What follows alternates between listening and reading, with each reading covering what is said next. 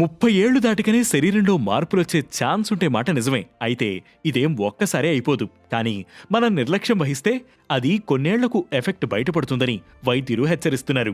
So ఆరోగ్య సమస్యలు బయటపడ్డాక ఆందోళన చెందకుండా ముందుగానే కొన్ని జాగ్రత్తలతో దీర్ఘకాలం ఆరోగ్యంగా ఉండొచ్చని సూచిస్తున్నారు. ఇందుకోసం కొన్ని బేసిక్ విషయాలు చెక్ చేసుకోవాలని చెబుతున్నారు. అందులో మొదటిది కాల్షియం, విటమిన్ డి చెక్ చేసుకోవడం.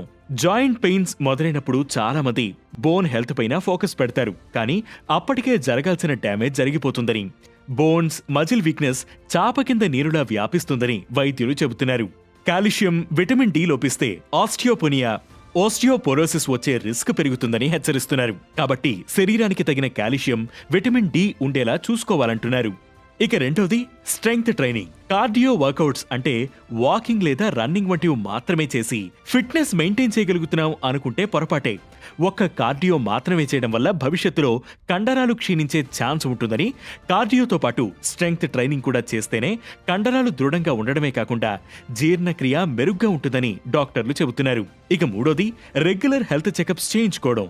చాలా మంది ప్రస్తుతానికి హెల్త్ బాగానే ఉంది కదా అనే అభిప్రాయంతో టెస్టులు చేయించుకోవడానికి ఆసక్తి చూపించరు.